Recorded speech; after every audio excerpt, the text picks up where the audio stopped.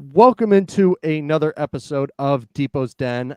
I am your host, Evan DePasquale, and today I have a very special guest. He is the host of One Bills Live, or co-host, also with Bills by the Numbers, both with Steve Tasker, and has been covering the Bills for a very long time, and is going to be the play-by-play broadcaster on the Buffalo Bills radio network, covering for John Murphy. Please welcome Chris Brown. Welcome to the show. Yeah, good to be here, Evan. All right, so this is like my first question I always like to ask. What made you get into broadcasting?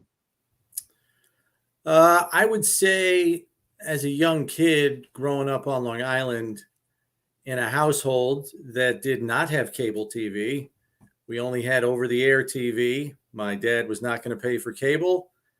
So to hear some of the games of my favorite teams growing up, I had to turn to the radio because back then NBA games were tape delayed and I couldn't stay up that late. So I'd listen to Knicks games on the radio. And the Islanders were one of the first hockey teams to go to cable because they were a good team in the early 80s. We didn't have cable. I listened to 3 of the 4 Stanley Cup championships on the radio exclusively. And I was drawn to the way they painted pictures with their voice. And I thought that was a really cool thing. And I kind of gravitated to that. The interesting thing is when I went to college at SUNY Geneseo, my dad basically told me in no uncertain terms, you're going to be a business major. You're not getting into the communications field. It's very cutthroat. It's hard to succeed in that business. Business major is a lot safer place to go to make a good living. So naturally, I listened to my dad. But then after a C- in accounting and taking a withdrawal in economic statistics, I told my dad, this is not going to work. And I changed my major and became a communication major after that. So you grew up on Long Island, like you mentioned, and you probably were a fan of, you mentioned the Knicks and the Islanders, but I'm Yep. assuming you were probably a Jets fan because I hear you on the air when you say like, oh, I have fans that are Jet fans. So but what drew you to Buffalo and then eventually working with the Bills? So going to school at SUNY Geneseo, you got exposed very quickly to Bills fans because a lot of the student body comes from Western New York, Rochester, Buffalo. Mm-hmm. And all 4 years of college for me were all 4 Super Bowl years for the Bills. Oh. So it was super intense. The first Super Bowl was particularly adversarial on campus because at that time, 1 out of every 4 kids at that school were from downstate, and a lot of dyed-in-the-wool Giants fans. And then you had all the Western New York kids at school who were dyed-in-the-wool Bills fans. And that game did not end well, as we all know, for Bills fans. And Giants fans were sticking it to them, and it got ugly in a couple of bars that night. So I stayed in, but I heard about some of the antics that went on out there, and it was tough. But I was at a very early period, I was exposed to how much Bills football meant to people in Western New York. And then by my junior year, I started dating a Buffalo girl.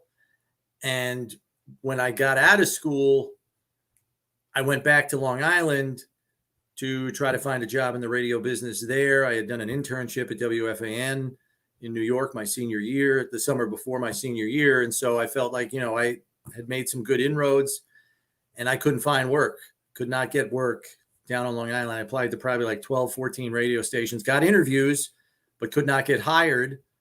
And so I thought, okay, my girlfriend's in Buffalo and I need to go to a smaller market. So I came up here looking for work, couldn't get a job in Buffalo. So my first on-air radio job was in Niagara Falls at WJJL, which at that time was an oldies station. But they had news reports at 15 and 45 past the hour. So I got an air shift and 20 hours a week at minimum wage. And I talked to the news director and she let me cover Common Council meetings every other Monday in Niagara Falls in the city. So that's how I kind of got some news reporting skills honed a little bit while I'm also spinning oldies records and giving away firewood and topsoil on the air.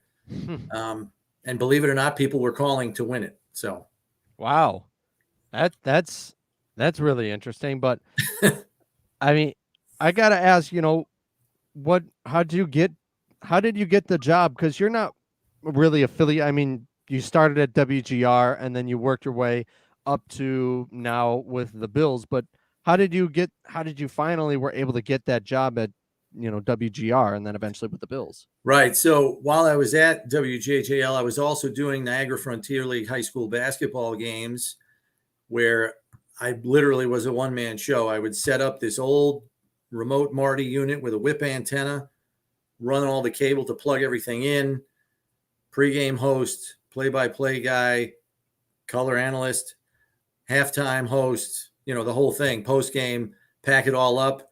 And I did all that for $25 a game. And then after doing that for a couple of years, there were job openings in the news department at WGR. And again, those common council meeting reports, and I was doing a Bills report once a week for WJJL as well. I'd go out to the stadium on Media Day Wednesday, gather enough interviews, put together like a 60-second wrap on it, and that would air on the station as well. And we got it sponsored and the whole thing.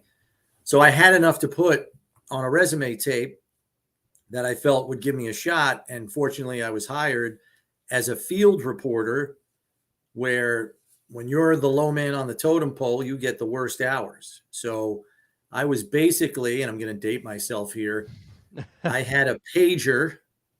I know what a pager is. Basically, the overnight news guy could page me at any time because he's listening to the police scanners at night and call me in to go cover a homicide or a fire or whatever. So, drop of a hat, I got to go in at like 2 a.m, hop in the news cruiser, drive to the scene, get some quotes, file some live reports, get back to the station, put it all together for the morning newscast. So I did that probably for about 6 months before I got an anchor shift. I think the first one I got was the overnight, 10:30 to 6 a.m.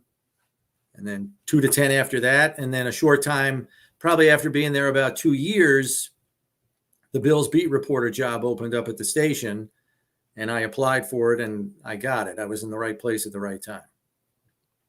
Now, was this when WGR was not just all sports? It was both. Yeah, they were a news. news. Yeah, they were news radio back then. We were on Delaware Avenue in the old carriage house. 695 was the address, right by North Street intersection.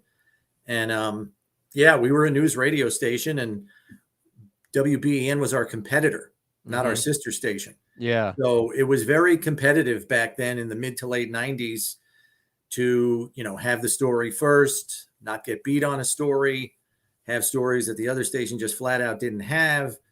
Very competitive back then. We were actually owned by the Riches, who owned the Bisons, and then they sold us during deregulation in the late 90s, and we got bought up by a conglomerate, and then eventually, BEN and GR ended up under the same umbrella. Now, shoot, and now I remember what I was going to say. I'm like wondering because my old college professor Ellen Notarius, or Ellen Maxwell, she used to work at WGR. Did you ever work with her when you were over there? We crossed paths for a short time. I was already working as the Bills beat reporter by the time she got there. So but yeah, we were working in the same newsroom. Absolutely. Shout out to Ellen. She's on the way. But now getting to, One Bills Live, it used to be it was the host with John Murphy and Steve Tasker. What was that feeling like when you were told that you were going to be the co-host on One Bills Live? Yeah, I had been, the lead journalist at BuffaloBills.com for a long time. And while I was still able to have a radio and television presence through the website, either through, video reports or doing pregame radio on WGR as the flagship, it wasn't enough for me to kind of satisfy the fix. I always kind of liked radio and the broadcast end of the journalism field more than the written end. I mean, I enjoyed writing stories and, uncovering things for fans to learn about the players or the coaches or the team at large. But I kind of wanted to get back into the broadcasting end because ultimately, I wanted to get back to doing play-by-play, which I had done for almost 15 years before I signed on to be the lead journalist for the Bills. So, the show was kind of a step back into that arena again. So I was very excited to get the opportunity. And I had worked with Steve for about a decade prior to that. So for us, the transition was pretty seamless because we had worked together as much as we did.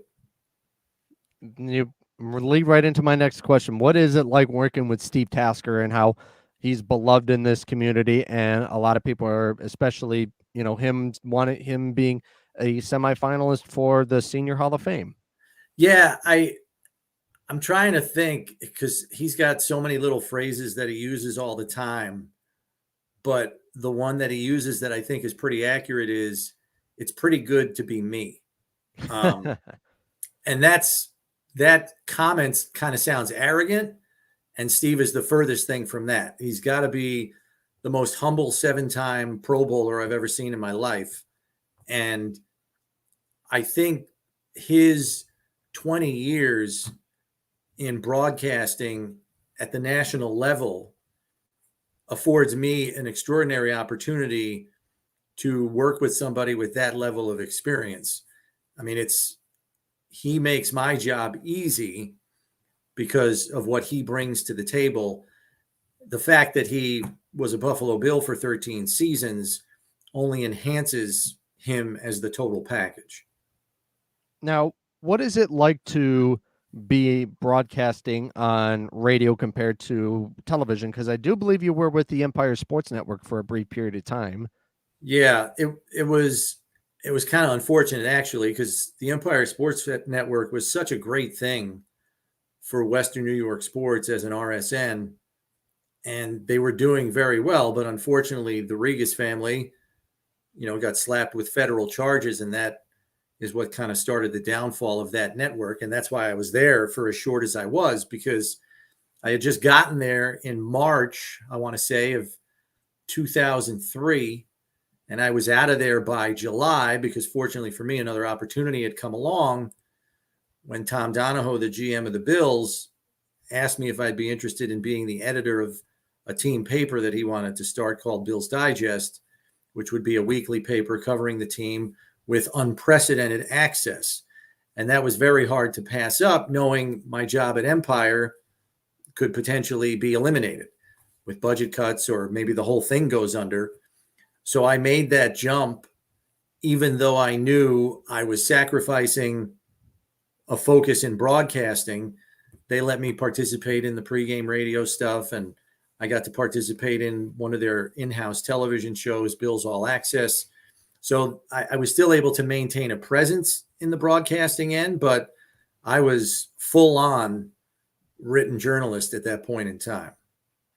Yeah, and obviously that game is kind of just remembered for just being in such a odd situation. I mean, especially for your first the first one of the season. I can imagine it was definitely tough for you, but what was like how were you able to navigate a situation where you don't know what's happening? And obviously, you mentioned on WGR how when I think producer Greg Harvey mentioned that he was administered CPR, like just what was going through your head just with the unknown of what was going to happen? Like, are they going to play this game because they're so close in record, playoff implications on the line? Just what was like just going through your mind when that was Yeah, happening? there was a lot coming at us in a very short period of time there. Obviously, we were all focused on DeMar's condition, which we really didn't know much about. You had two teams that lined up as human walls to block the fans and us in the broadcast booth from seeing exactly what was going down on the field. And now knowing what was going on, I don't think any of us needed to see that. So I'm actually thankful in some ways that they shielded us from that, because it was clear the effect it had on his teammates.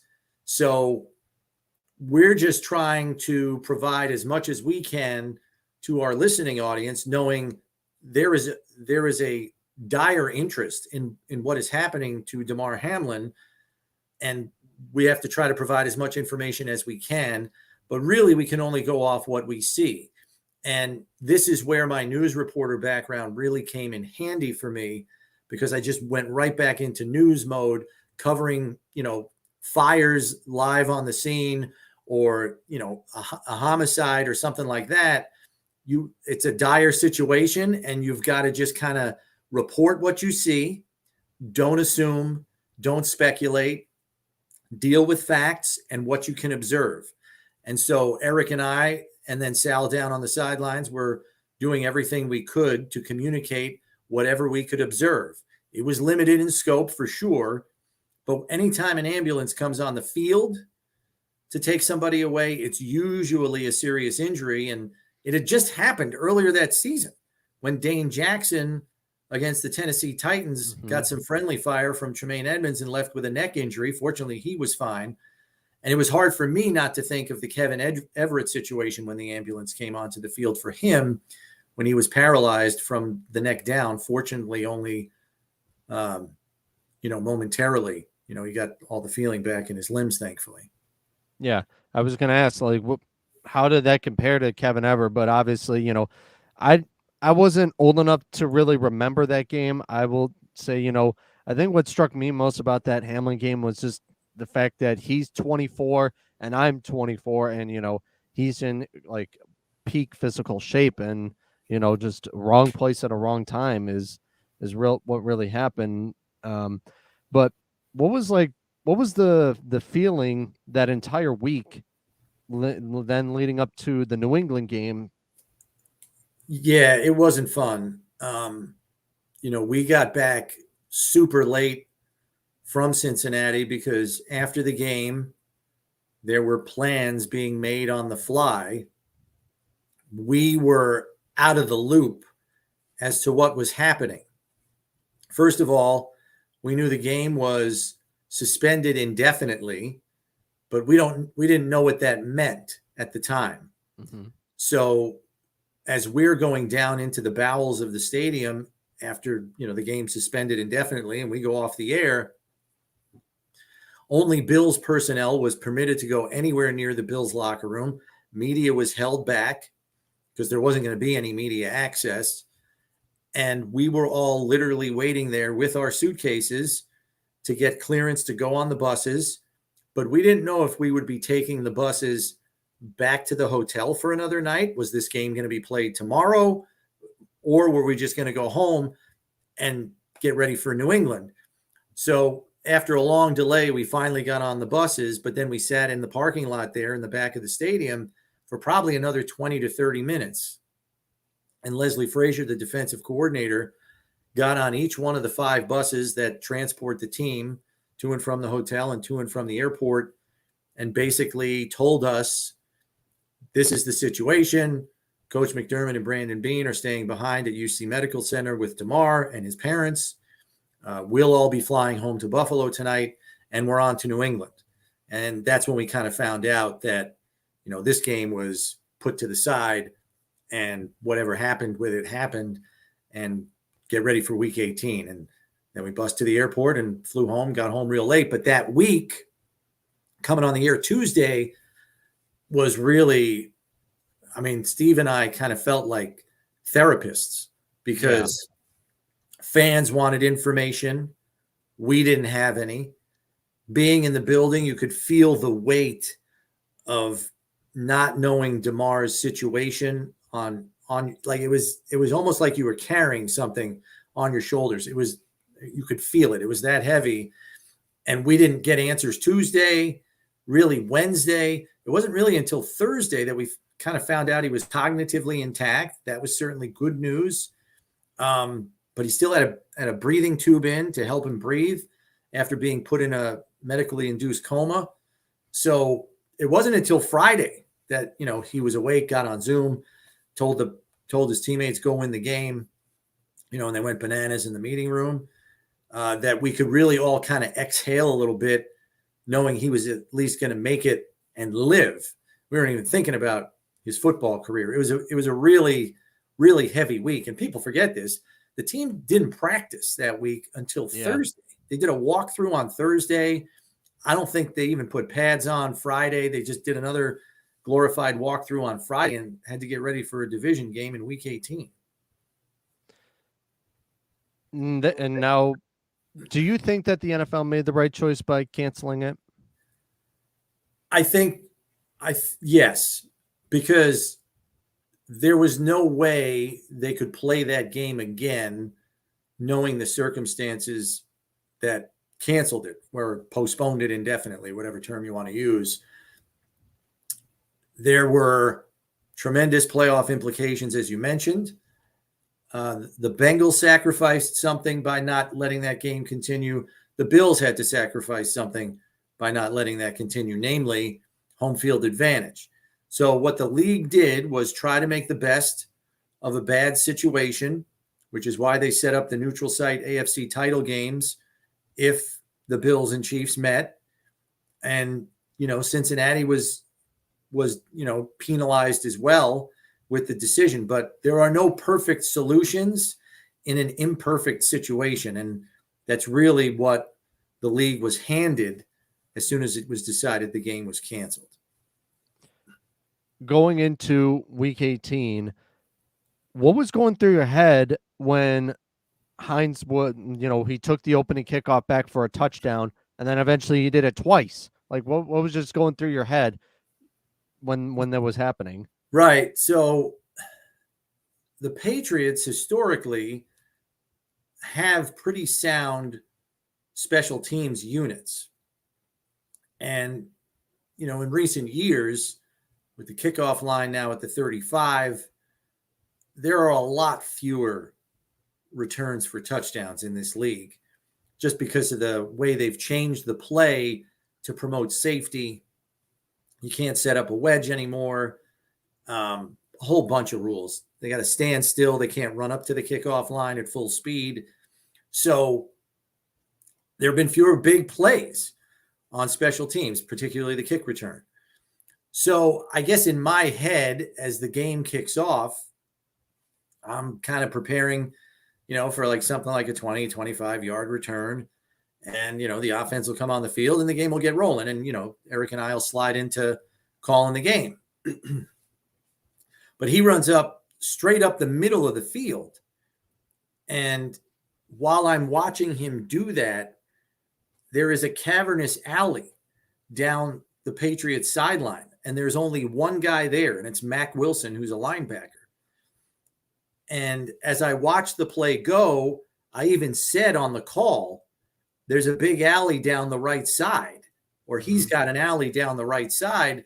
And once he hit that alley, Mack Wilson didn't have a chance because he as a linebacker is just not keeping up with Hines and his speed.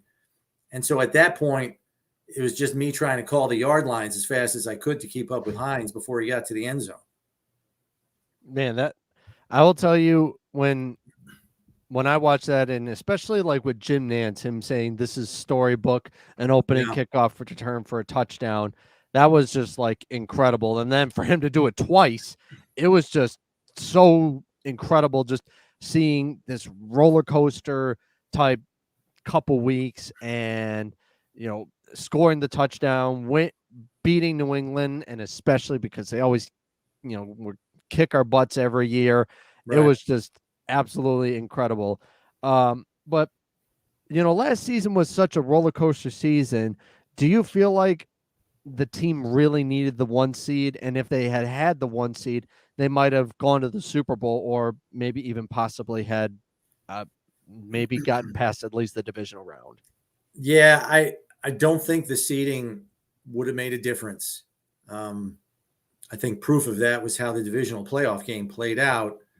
That's a home game against Cincinnati, and they just didn't have it. And, people will call this excuse making, but I've said this on the air, so I'll say it again here.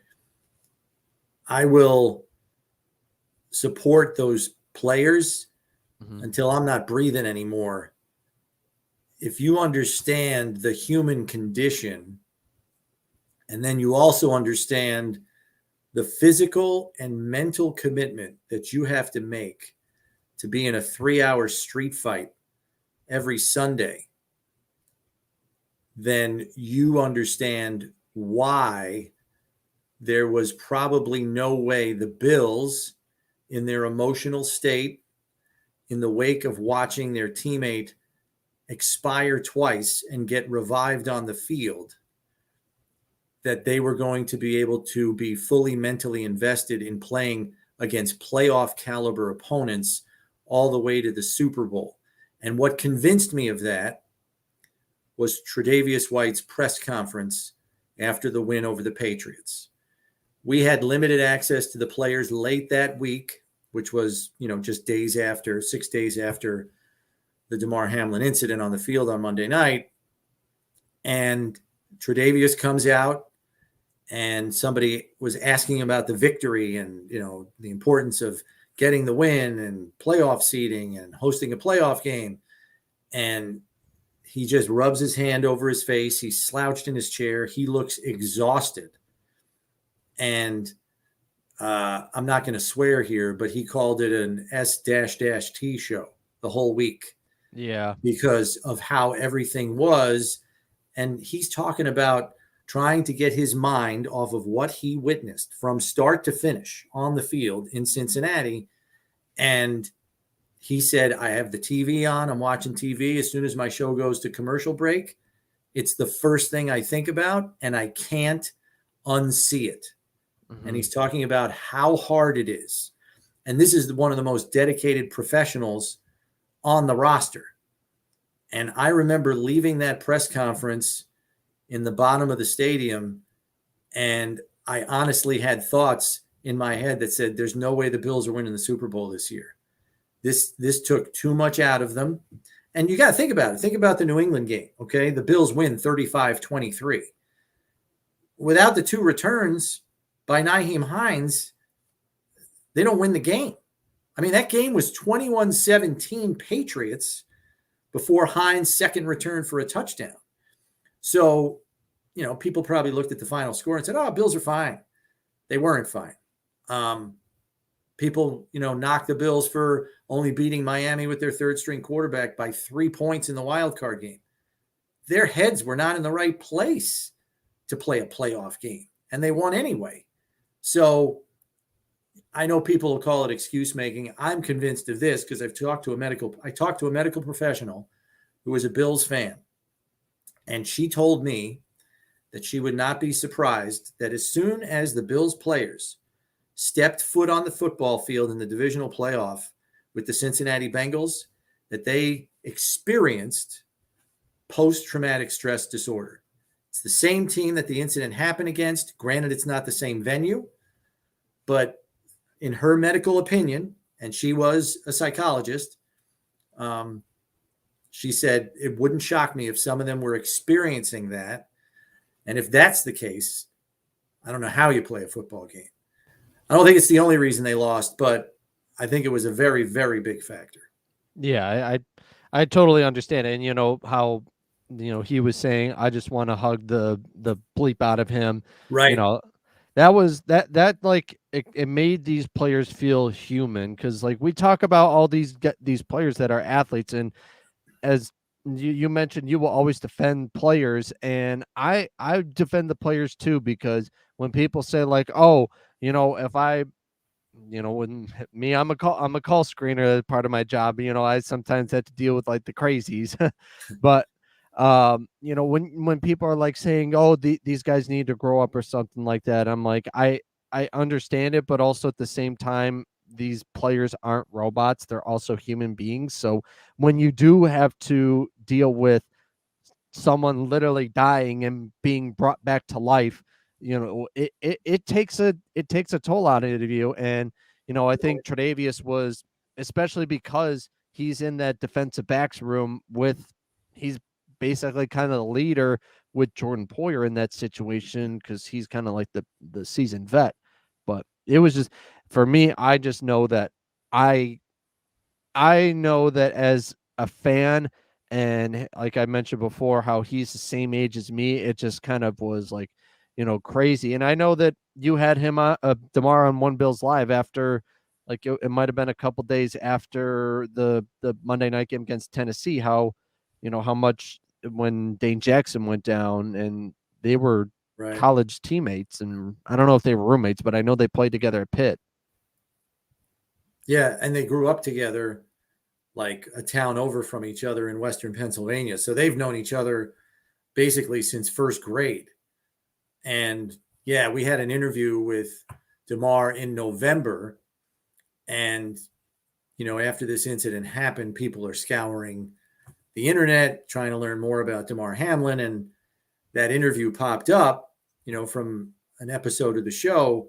And everybody glommed on to the one comment that he said when I asked him about, playing with a guy you've known since you're in first grade. And he said, when we get in our prayer huddle after practice, I squeeze Dane's hand a little bit tighter, because you don't know when moments like this are not going to be around anymore. And I think for people that didn't know DeMar, Mm-hmm. that was a very telling comment from him that kind of gave people a little bit of a peek into the kind of human being he is. What was your reaction with him at the ESPYS the other day? I was happy to see the athletic training staff get honored. Look, I'm as appreciative as anybody when witnessing elite athletic talent, and the ESPYS have a room full of them when Mm-hmm. they have an event like this. But I enjoyed seeing the support staff that lives on the periphery of those sports getting honored for the job that they do. I mean, DeMar said it in the 3-minute piece that led up to the presentation of the award. Those people prepare time and time and time again for instances like that. And then in that moment, they got to get it right. You see drop passes on Sundays, interceptions. They can't have a drop pass Mm-hmm. when they're administering CPR or using a defibrillator to shock someone's heart back into rhythm. They got to get everything right to save someone's life, and they did.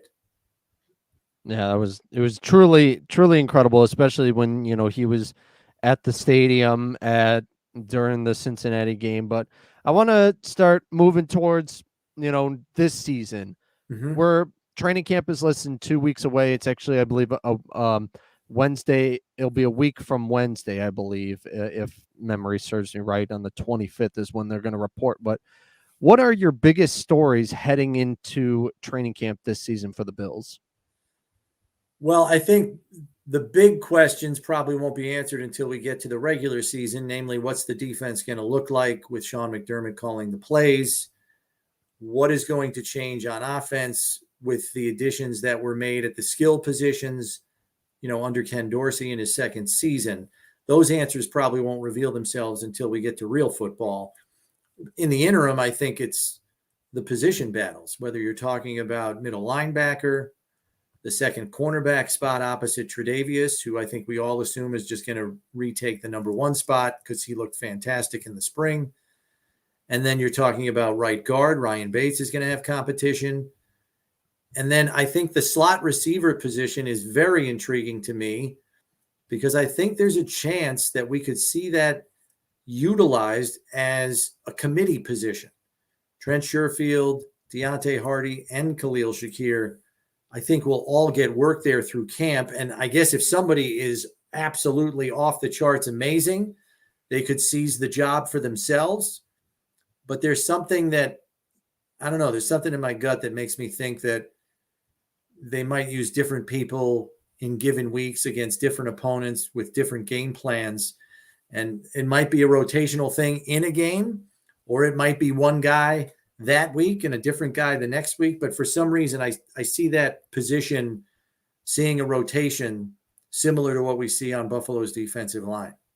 Now, one thing that I really am interested in, and I've been saying this probably ever since like kind of free agency got going. I think that this roster currently right now is better than last season's roster, especially at the wide receiver position. Because you had Jamison Crowder. I think that's right. Or is that the basketball player? I can never No, remember. Jamison Crowder. Yeah. Okay. I think I said one time on the air on WGR Jay Crowder, and I was like, oh, that's the basketball player. But anyways, um, he got hurt in week 4 against the Ravens.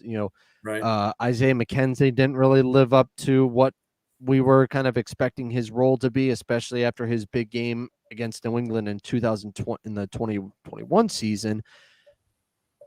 Do you think that this roster on paper looks better than last year's roster that was the Super Bowl favorites? Yeah, I would say, with the exception of the middle linebacker spot, which is an unknown, you can argue that just about every other position is as good or better um, than the roster that filled those roles last year. I think part of it is due to the lack of numbers you had due to injury, but I also think the roster is deeper this year. It goes beyond the starters.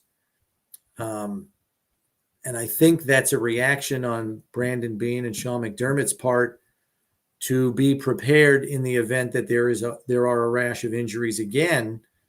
You have the players that can fill roles just as capably without as much drop off. Taylor Rapp comes to mind as an example, at the safety position. And there are others. I mean, you've got a proven starter from the Rams in David Edwards, who's a 3-year starter at guard for a Super Bowl team, and he may not start here. So, I mean, it's, to me, the roster's depth and the talent they have to field at every position collectively is better than what they had last year. I would agree. All right, I'm gonna point this at you now because you always ask on One Bills Live, like all these questions that really kind of gets the callers. Now I'm gonna turn this on you. Who is the sneaky player that you could see having a breakout season for the Bills? Breakout season. I'm going to say Greg Rousseau. And the reason I feel that way is last year, Greg Rousseau had 4 sacks in his first 4 games, and then he got a high ankle sprain. And he tried to play through it, and he wasn't as effective a player because of it. Still finished the season tied for the team lead in sacks with 8 with Von Miller, who obviously also missed the last 6 games. But I think Greg Rousseau was ready to take a step last year, and then the injury happened. So I think if he can stay healthy this year, we will see an ascent, similar to some of the player ascents we've seen from other players in their third season. Dawson Knox comes to mind when he had 9 touchdowns in the 21 season. Taron Johnson took off and became a top 5 nickel corner in his third season.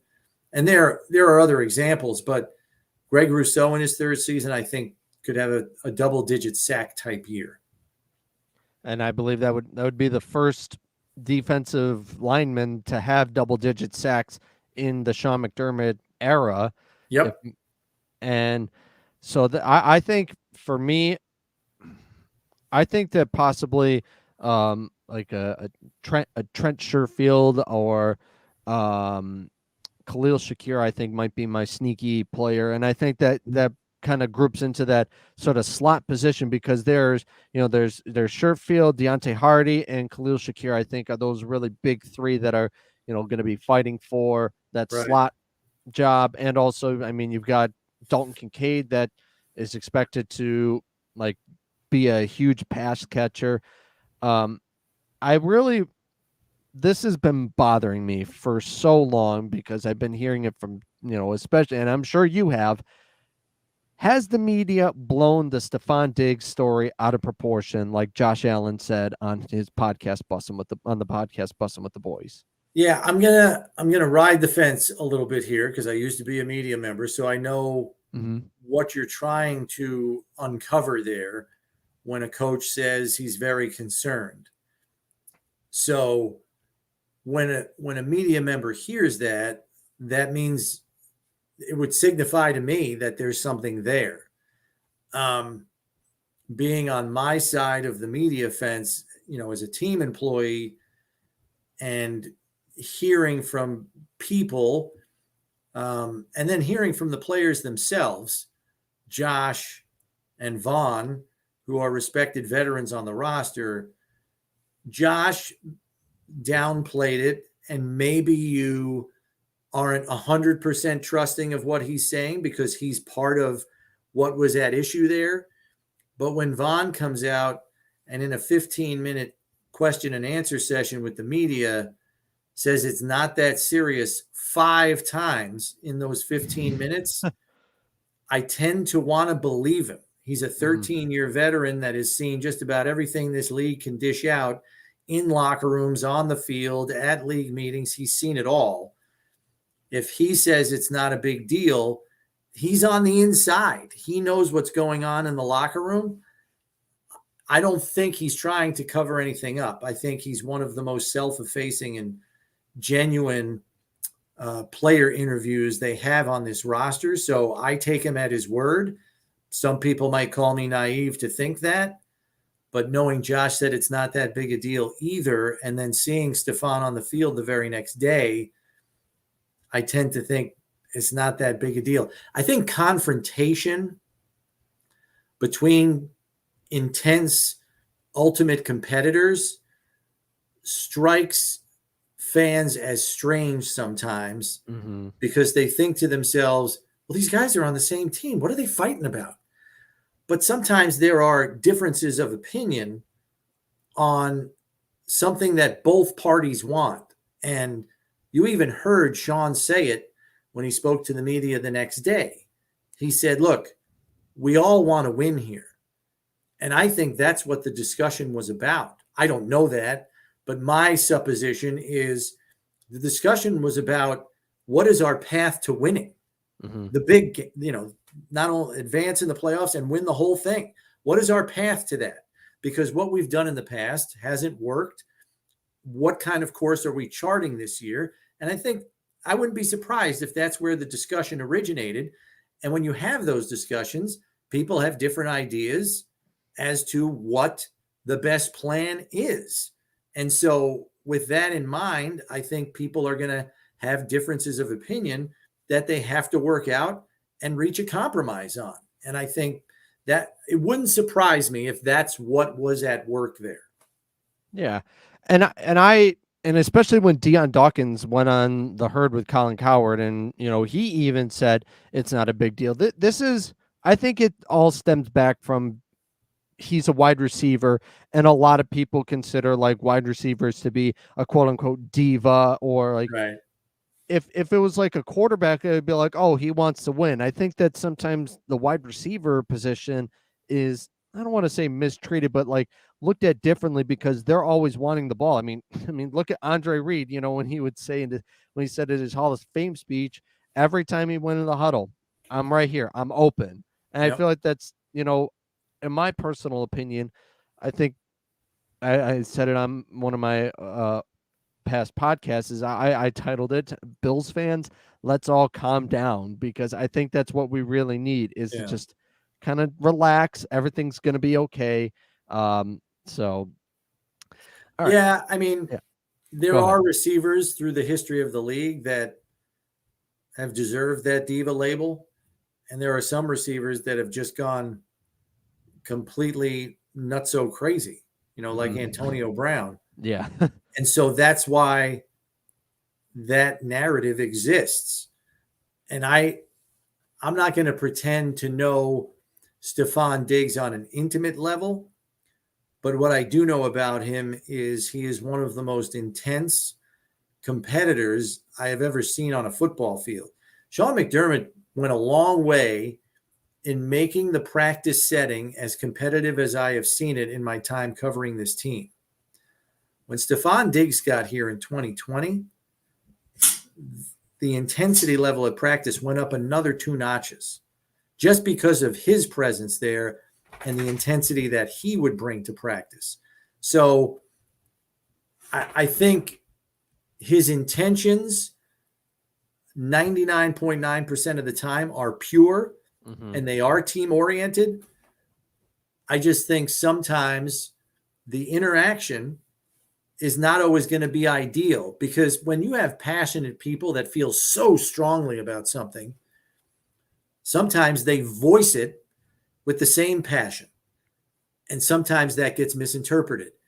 And that's just my hypothesis on how things, maybe reached a point where coach told him, hey, why don't you just step away today and we'll revisit it after practice or the next day.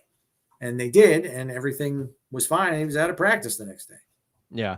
And I'm curious to when he'll eventually speak with the media at training camp. Like I mentioned, training camp's coming up at St. John Fisher, which is I'm excited for my job, because now that gives us like stuff to talk about. We call this like the dog days of summer. It's just because there's nothing to talk about. But what do you think that Von Miller will be ready by week 1? And do you think that Tre'Davious White is going to be back to that all-pro Trey that we've been seeing? Yeah, Von Miller's a little bit of a trickier situation. He is a guy that's all about speaking things into existence. He's got a resolute, positive mindset, which is a healthy thing. Don't get me wrong. I had it. Well, I mean, it's just the way he functions. Yeah. And he is an alpha male in every sense of the word. And so if he believes he can do it, he can do it. I mean, I've seen him working out in our training room, just because our offices are right at the end of the field house near our broadcast studio. And that's literally 50 feet away from the training center. And I'm hearing these grunts and these groans from the weight room. And I go in there, and he is like leg curling the rack with his hamstrings. And I'm just sitting there going, that's not normal. And this is like a month and a half ago, while he's still doing rehab. He is not a run-of-the-mill athlete. He is a special elite talent.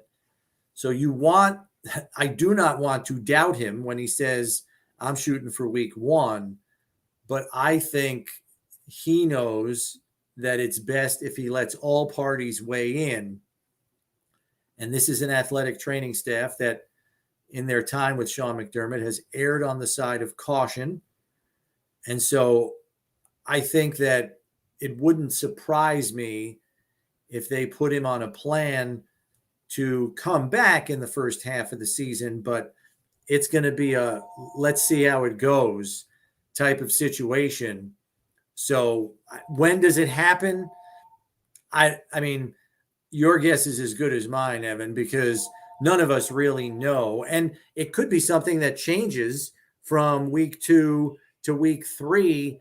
All of a sudden, he goes from practicing on a limited basis 1 day a week, which he's done for the last 3 weeks. All of a sudden, he practices 3 days in a row. Bang, he's full participant, and he's playing on Sunday. And we're like, whoa, where did that come from? Like, I think it could happen that quickly if it doesn't happen in week 1. Would you ever consider that he would, like a caller mentioned, he would do load management, put him only in the tougher games? I mean, it's so difficult to do that in like football compared to like, say, basketball, where you're mostly seeing that. I don't think that would happen where he would sit out games if he's healthy. I don't know that ownership would love that, paying him $20 million a year. But I do think they recognize the fact that I think he's going to turn 34 this year if he's not already. And that even though he is a 1%er in terms of athletic skills, they do know that it's best to save gas in the tank so he can make the kind of plays that he made at the end of the Kansas City game in week 5 last year, where he has 2 huge pressure plays, one which leads to the game-clinching interception by Taron Johnson. That's when they want him to step up and make a play. And the best way to do that is to pace him through games with the heavy rotation we see. It was a foreign concept. I remember him talking about it last year. And he was saying, look, I'm not used to playing only 35, 40 snaps a game, but we're going to see how it goes. And if it works, I'm all for it. And I mean, he had 8 sacks through the first 12, 11 games. So, and he was making an impact at critical junctures of games, the Kansas City game notwithstanding. So I wouldn't be surprised if they go with the same formula. And maybe as he eases back into regular season games, maybe he's only getting 15 to 20 snaps his first week back. Maybe the next week he feels good coming out of that game. Okay, let's up you to 20 to 25. But is it going to peak beyond 40? I don't know because you got Leonard Floyd, you got Greg Rousseau. It's not like you got some slappies on the sideline that you don't want to put in the game. You got talented players and depth, as we said before. Yeah, and I think that the Floyd signing was a sign of we're not going to rush Von Miller back into the lineup. We'll be fine. And also, like the first 6 weeks of the season, I'm not going to say are easy, but where you want to have him, and obviously everybody's going to say that you're going to want to have him at the end of the season and the postseason, but also the end of the season is where you're having the Jets, the Eagles, the Dolphins, the Chiefs, all of that stuff. And I even said, like, on my podcast, I picked the Bills, except I haven't gotten hate like, Howard would get when he would pick the Bills. But I said that I think that the Bills will beat Kansas City, but I did have them losing to Cincinnati. I'm almost of that mindset of I need to see it to believe it. And, in a game and a quarter, I felt like that the Bills were getting outplayed by the Bengals, but I have seen a lot of moments, especially the past few years, where the Bills are better than the Chiefs and can be up to that level. I mean, they almost beat them in the 13-second game. We won't talk about that. And, they beat them twice in the regular season. And so I think for me personally, where you're going to need Von Miller is towards the end of the season when you're going up against the tough quarterbacks and the good offensive lines.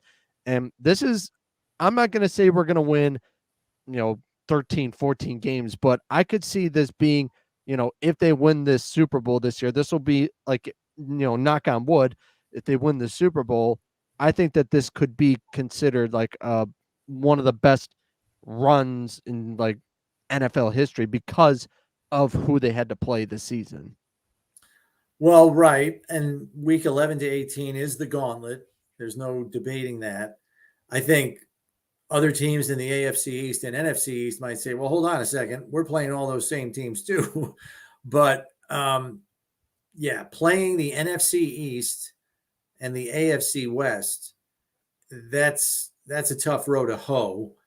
I think what we have to remember, though, is this is very much a week-to-week league. Mm-hmm. A team that could look daunting on the schedule in September could look much different, at the end of the season. I mean, just think about this. The Bills played the Dolphins in week 3 last year.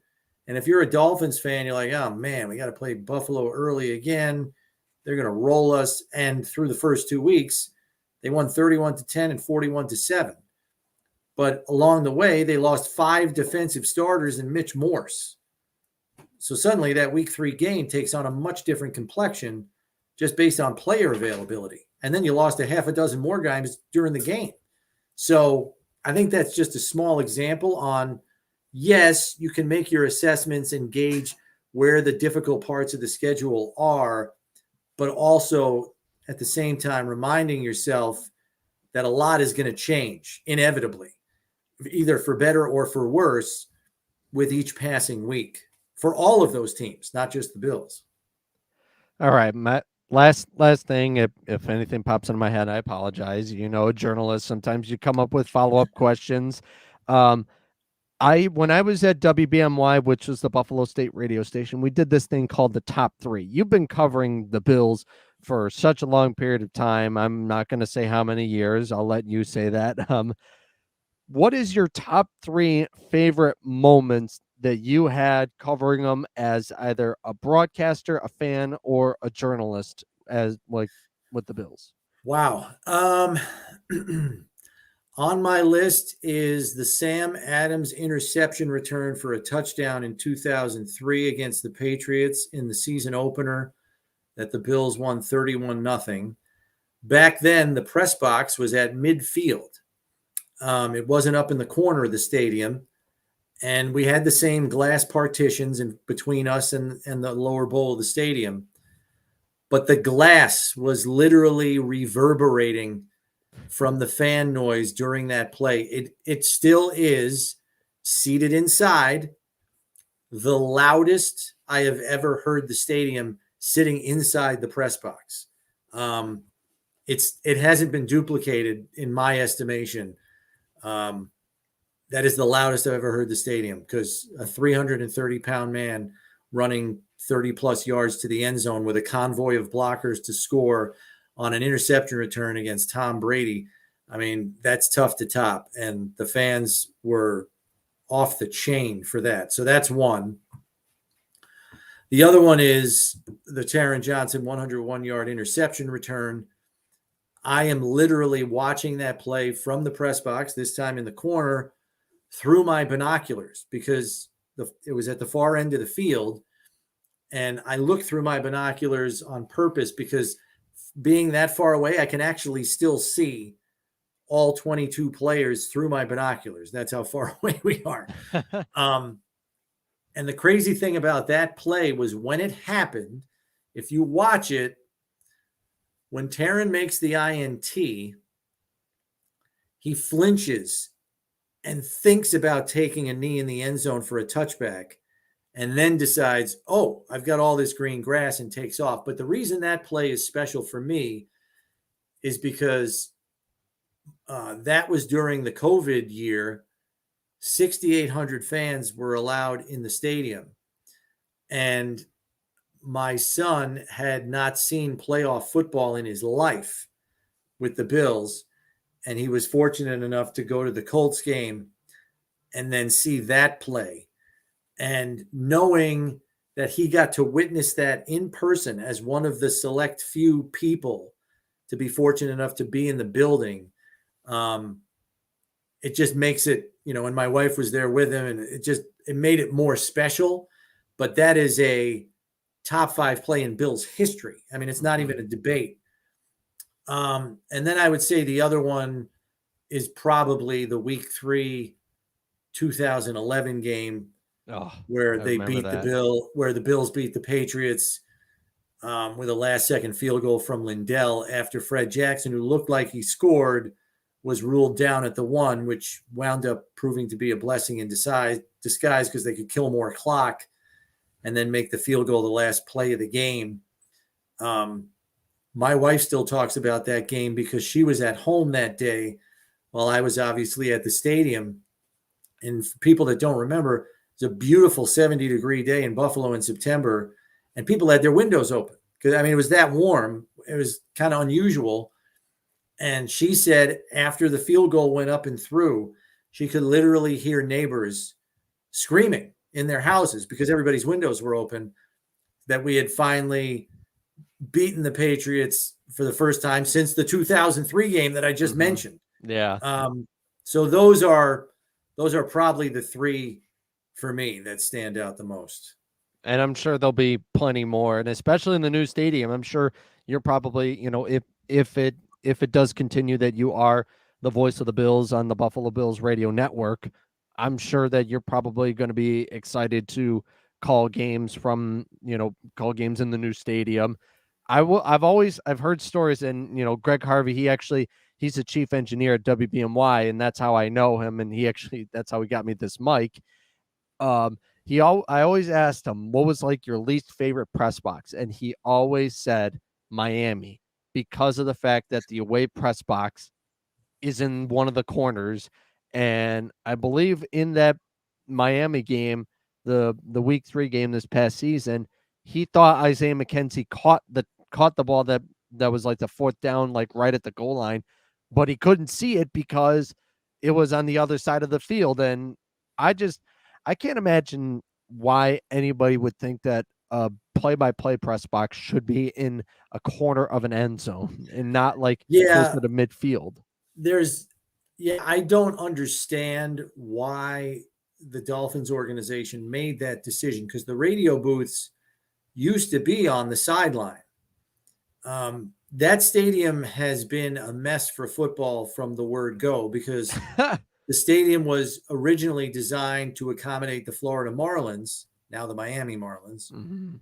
And so even our press box is where behind home plate would be. Oh, okay. That's where the media sits for those games. The broadcasters were still allowed to sit in, broadcast booths that were on the sideline, probably around the 20, 25-yard line. And then the Dolphins cleared that out in favor of luxury seating and literally stuck visiting radio up in a corner where, and the worst part is, because I've heard Murph complain about this for the last 3 years, you can't even open the window. So the Oh, reason why that's a problem is because your vantage point is so poor that if stuff is happening down at the far end of the field, you can't even stick your head out the window to get a better angle and see. So that's why it's horrible in Miami. Washington is not much better either. They stick you up in a corner, and if something is happening down at that far end of the field at the near sideline pylon, you want to stick your head out the window so you can actually see it. And it's very difficult to do so. It's unfortunate, but luxury seating in many of the newer stadiums has either forced broadcast booths up to the roof or up in a corner, and the vantage point does make it more difficult to call games accurately. well, hopefully that doesn't, happen with the new stadium. I can't tell you how excited I am, and this popped into my head. You were mentioning how your son never seen a home playoff game, and he was at the Colts game. I had never seen a home playoff game until the New England perfect game. Yeah. Now, I was like, I was on the edge a little bit just because I was like, oh, it's cold, but then I'm like, Evan, you're an Eagle Scout. You've dealt with the cold before, so and I was actually really warm. It was a lot of fun. And to to make that game more memorable is I somehow dropped my phone on my way to my seat and was spending a good portion of the first quarter looking for my phone, and some Bills fan found it and returned it to the lost and found. And Wow. when they told me that they had it, they were like, "Do you want to get it now?" And I said to my brother, "I go, can we wait to the end of the game? Like I've been been able to watch this game at all, but yeah, I it was that was just an incredible game. Yeah. Not only for Yeah. You were asking me about top three moments, and I gave you three plays. If you want to ask me a game, I'm giving you that game, oh, like every single time, love because that game. it was the perfect game.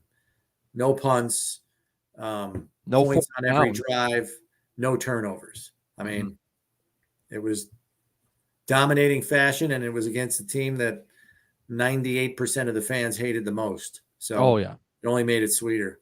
Yeah, it was just absolutely awesome. And you know, thankfully I didn't run into any, butthurt Patriot fans. We were just like, oh, drive home safe. We weren't like, and just like thinking like hearing the fans after I think like when the Bills were kicking an extra point, everybody's singing na na na na, hey hey goodbye. I'm like, this felt like a college atmosphere, and I think that that's really what Bills Mafia gets called, is they're like a college fan base, because they're just so loud, they're crazy. And I will say the one thing that is unfortunate about the new stadium is that it's not, there's only 60,000 seats, and you're taking away just so many of the cheaper seats that it's going to be harder to, for someone to like me to get to a game. I think there are going to be congregation type areas where fans can come in, like pavilions, for example, Mm-hmm. where fans are going to be able to probably purchase a ticket, but it's like standing room only, and they'll be in like a beer garden pavilion type situation, for example. I don't know how many people those pavilion areas are going to be able to accommodate, but they'll be there congregating with Bills fans, much like the people in the seats, but they'll be in, kind of a, I don't want to, it's like a, it's like like being at an outdoor picnic kind of thing. I don't know, again, how big those areas are going to be, but I know they're going to allow more people into the building to populate those areas. How many more people come in? I don't have a number for you. Yeah. This again, journalist, it pops into my head, but one thing I got to ask, who is like your favorite athlete all time that you ever got to interview, like for the Bills Interview. or for any? Yeah. I know Um, it's definitely a tough question because obviously you've been around and you've interviewed a lot of people. yeah, I'm gonna say, who have I? That's a tough one for me. Um, Being a big Knicks fan, I did get an opportunity to interview Patrick Ewing when he was here for a preseason exhibition game against the Raptors at the Old Odd. And I went into the Knicks locker room and I asked him 3 questions. So it was very quick. Unfortunately, he was not the nicest guy. So Oh, it was kind of disappointing. So I'm probably not going to say him, even though I did have the opportunity to interview him. So I will probably say Brian Trottier, who was the center, the first line center on the New York Islanders 4-time Stanley Cup team. He was oh my wow. dad's favorite player. I was doing stringer work when I was working at GR for ABC Radio and for Bloomberg Radio, which back then, you cover a game, you send them post-game locker room sound, and then you do a couple of reports, and they give you $30 or $40 for covering the game. So very often I would team up with Paul Hamilton. He would cover the Sabres locker room, I would cover the visiting locker room, and then we'd swap tape because he was doing the same thing I was. He was doing stringer for other people. So they're playing, the Sabres are playing the Avalanche, and Brian Trottier is an assistant coach on the staff. And I was aware of this, and I wanted to talk to him. Just having grown up watching him play and win 4 cups and all of that. So the locker room's kind of clearing out, and I happen to see him. And usually assistant coaches aren't in the locker room with the players all that often. They retire to the coaches' quarters, change, get ready to get on the bus. So I saw him. I said, I got to go talk to him. So I didn't really interview him as much as I was talking to him. I was like, 10 Having a years old again. conversation. Now, I wasn't fanboying him at all, but I Mm-hmm. just said, look, Mr. Trottier, I just wanted to say thank you for all of the great memories you provided me as a young fan of your team growing up on Long Island. So he stops and he said, you're from Long Island? I said, yeah. He said, well, he goes, always good to talk to an Islanders fan. And then I said, you know what? He's feeling good about this. I'm gonna take a chance here.